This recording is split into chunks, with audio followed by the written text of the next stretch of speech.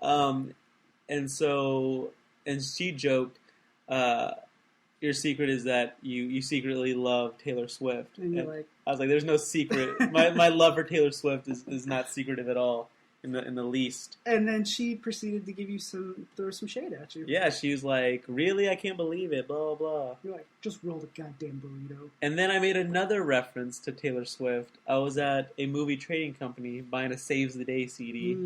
Was I there with you? Was this the... No. This was yesterday. Oh, okay.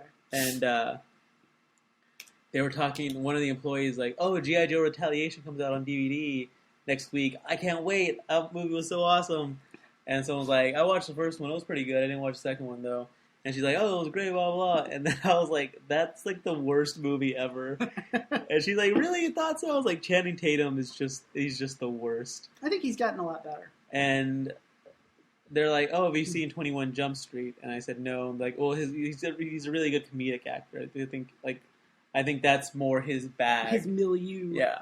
Than like any kind of like dramatic, even like as little drama as there is in like G.I. Joe, like right. Whatever little like needs to be in that role, like he can't really handle. Well, what I've heard is that after he worked with Soderbergh on Magic Mike, it's like Soderbergh set him straight, and now he can kind of act. Oh, really? That's what I've heard. I haven't seen Magic Mike, and I haven't seen 21 Jump Street, although I do want to see. They came out before Magic Mike, right?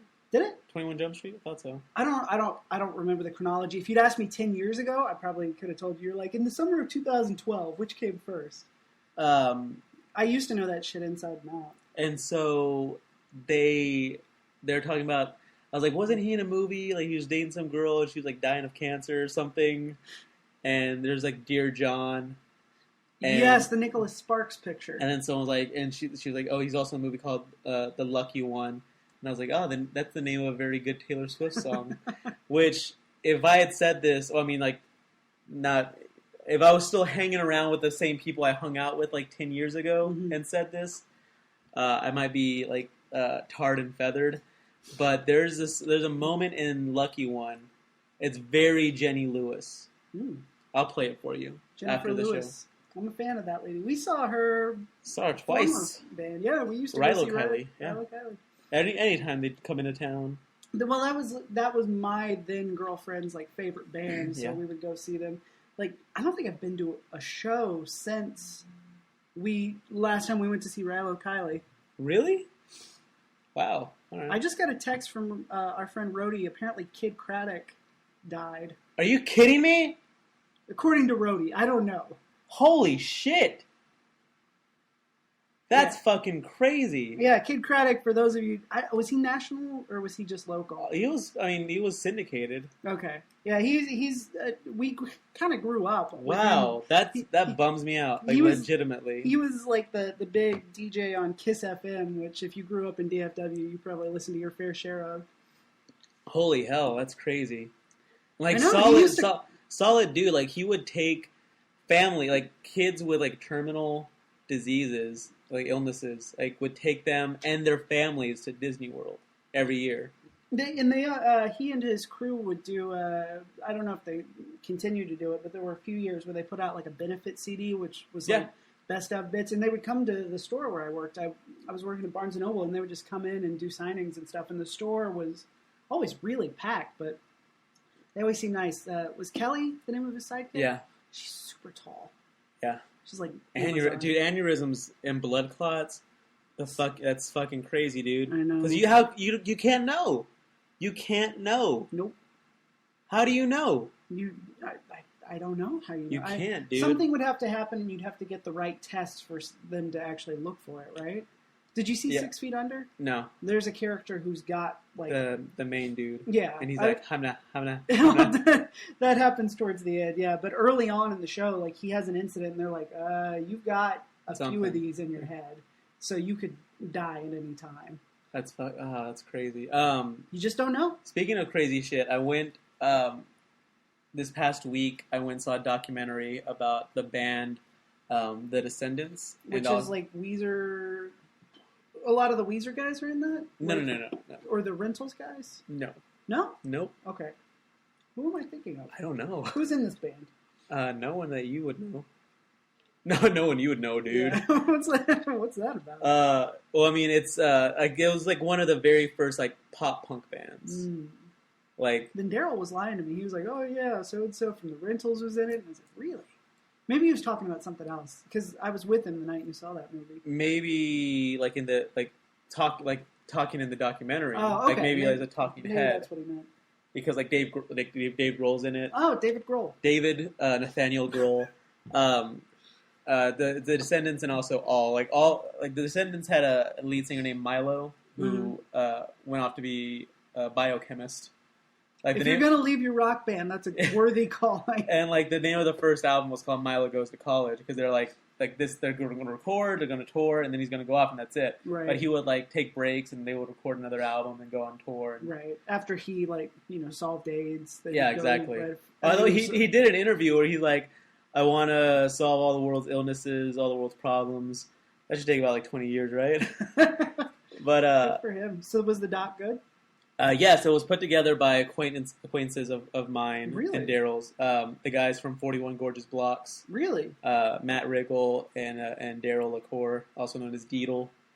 Oh my god, I didn't know that. Yeah, and it was super surreal, like seeing directed by like these two dudes who have like I've seen play a few times. They had their EPs at Laser Tracks, the store where you guys worked in high school. I just moved and I was like going through old stuff and I found my old string book from newspaper staff, which is where we like kept we would cut out our articles and put them in there and whatever. And I had the high school punk rock kid, so I had all these like stickers on there and I had a 41 Gorgeous Block sticker on there.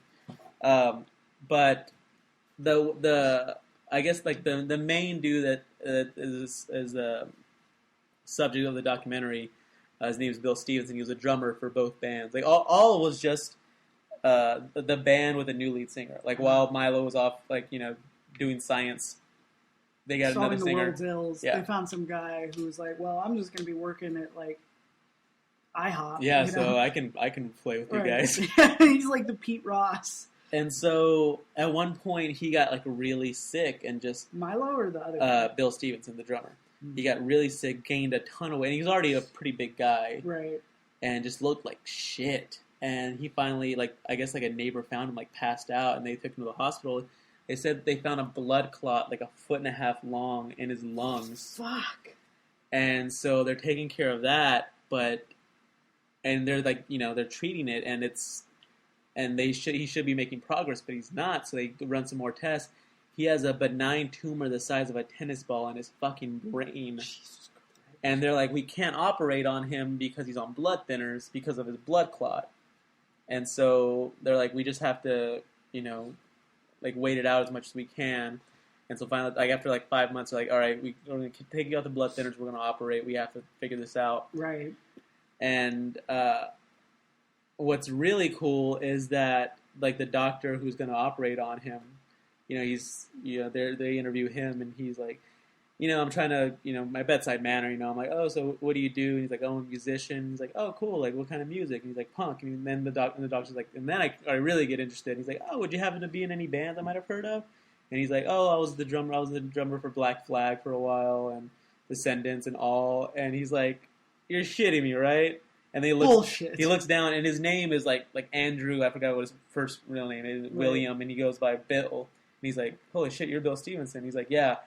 Cut to a picture of this doctor as a gawky teenage kid wearing a Black Flag shirt. Footage of him at a Descendants concert.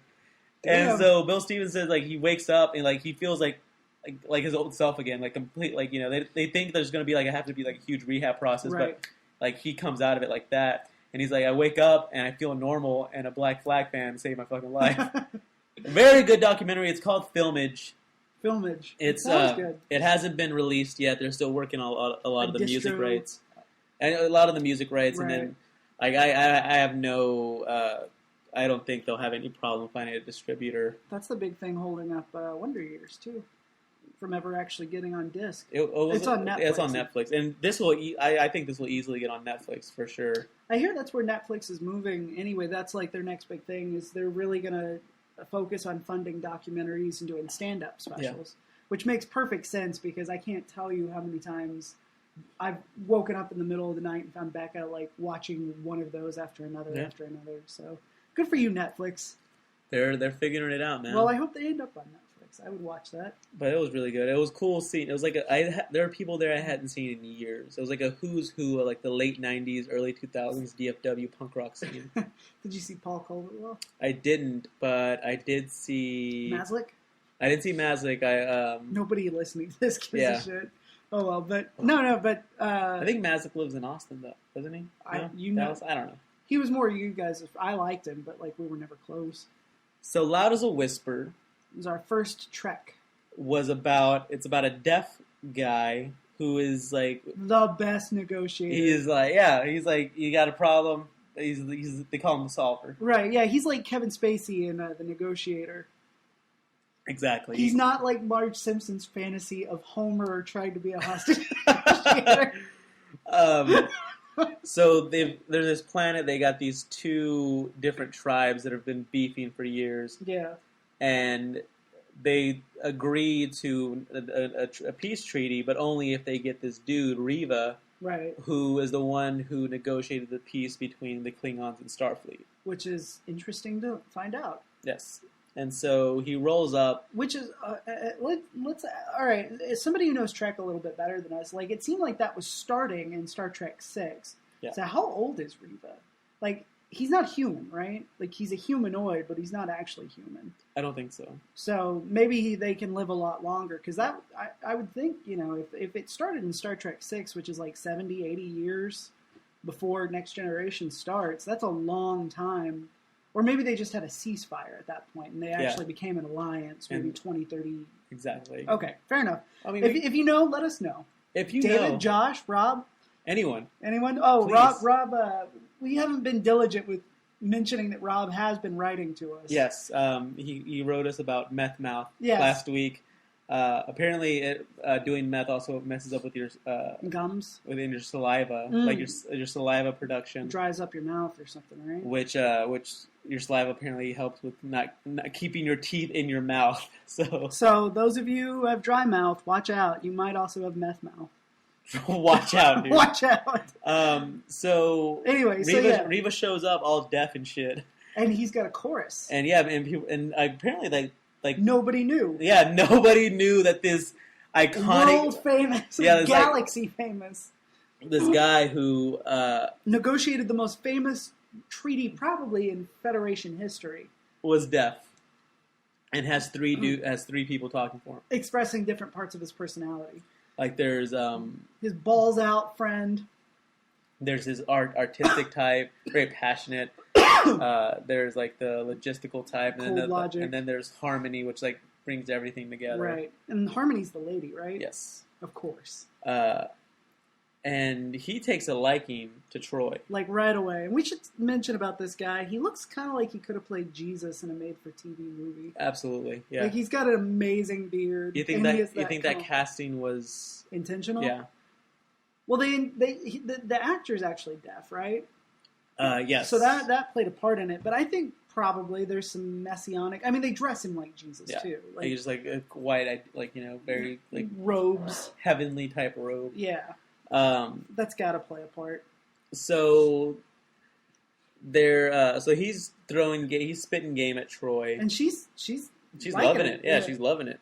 And so they go down to the planet to start negotiations, and the two tribes show up. Like two of each tribe show up, of each dude, and one of the guys loses his goddamn his fucking cool, is gonna shoot Riva. Right. Misses. Riker jumps in the way, pushes him. Right.